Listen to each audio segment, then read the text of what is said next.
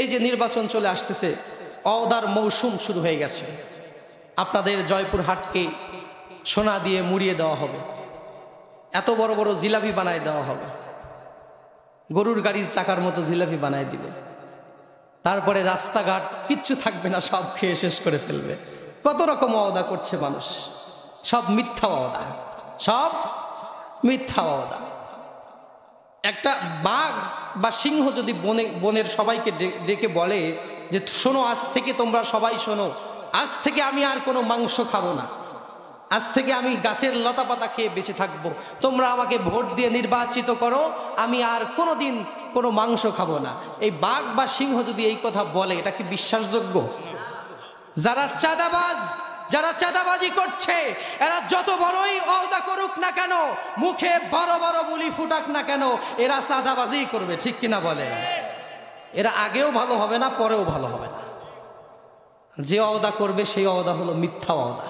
এগুলো ওই বাঘের কথা, সিংহের কথা আমরা যেরকম বিশ্বাস করব না, এদের এই আচরণগুলোকেও আমরা ভালোভাবে নেব না, যতই বড় বড় টুপি নির্বাচনের আগে লাগাক, ঠিক কিনা বলেন?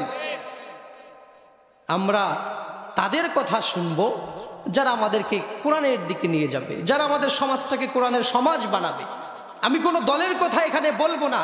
আমাকে অসংখ্য মানুষ প্রশ্ন করেছে, আমি ইউটিউবে অনলাইনে প্রশ্ন এসেছে আমার কাছে যে হুজুর কাকে ভোট দেবো। আমি কোনোদিন বলি নাই যে আপনি অমুক দলকে ভোট দেন।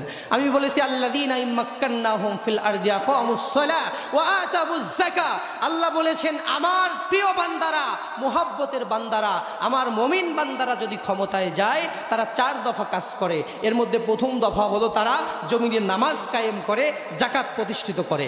আপনার যে দলকে মনে হবে যে এরা ক্ষমতায় গেলে নামাজ চালু করবে, আপনি তাকে ভোট দিবেন। আপনার একটা বিবেক দিয়েছে আল্লাহ, ওই বিবেক দিয়ে আপনি বিচার করবেন, করে আপনি তাদেরকে ভোট দিবেন। আপনার বিবেকের কাছে যে দল পাশ করে, আওয়ামী লীগ করলে আওয়ামী লীগকে দিবেন, বিএনপি করলে বিএনপিকে দিবেন, জামাত করলে জামাতকে দিবেন।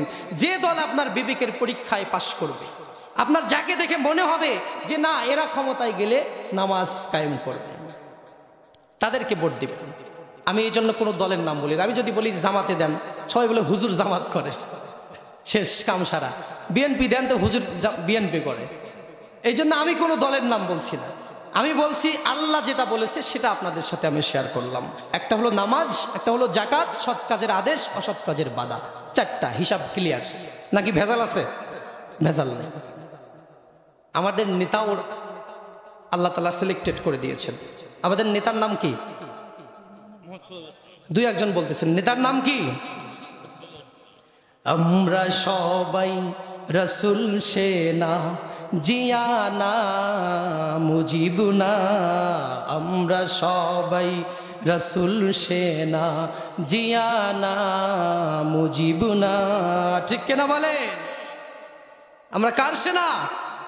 রাসূলের সেনা, কোন দলের সেনা নয় আমরা। কারণ বিপদে পড়ে যাব। তাদের জীবনে ভুল আছে না নাই? যে সকল মানুষকে মানুষ নেতা মনে করে, নিজেদের আদর্শ মনে করে, তাদের জীবনে ভুল আছে না নাই? তাদের সাথে গেলে আপনিও বিপদে পড়ে যাবেন। এমন এমন মানুষকে নেতা মানতে হবে, আপনি শিওর থাকবেন যেই মানুষের ভুল নাই, যার পিছনে পিছনে গেলে সরাসরি স্ট্রেট টু জান্নাহ, আপনাকে জান্নাতে নিয়ে যাবে, সেই মানুষের দলে আপনাকে ভিড়তে হবে। আমরা সবাই রাসূল সেনা। আমরা কার সেনা? ওয়ালিল্লাহি জুনুদুস সামাওয়াতি ওয়াল আরদ। আকাশ এবং জমিনে আল্লাহর অসংখ্য সৈন্য রয়েছে। আমরা রাসূলের সেনা যদি হতে পারি, তাহলে আমরা আল্লাহর সেনার কাতারে শামিল হব। সুবহানাল্লাহ।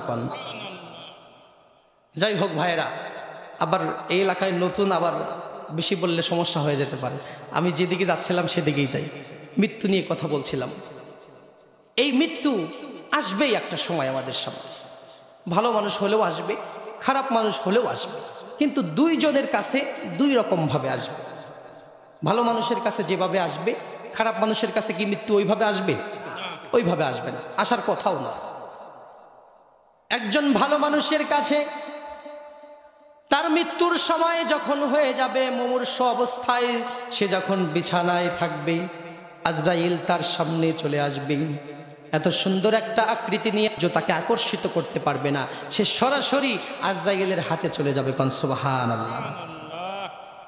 এই জন্য বিন্দু মাত্র কষ্ট হবে না। আর যখন বেঈমান মানুষের কাছে মৃত্যু আসবে, তার সামনে এসে ধমক দিয়ে বলবে, ইয়া আইয়াতুহান নাফসুল খাবিস,